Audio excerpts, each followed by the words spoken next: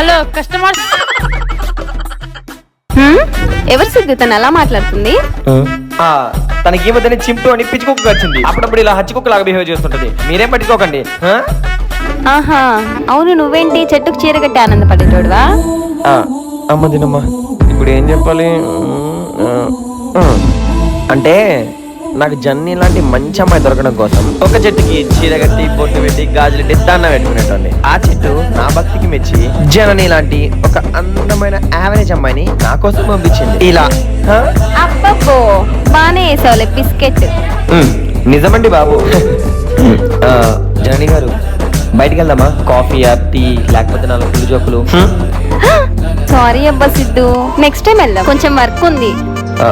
ఓ అవునా, ఓకే సరే నేను వెళ్తాను. ఏమండి జన్ని గారు, ఒక్క నిమిషం.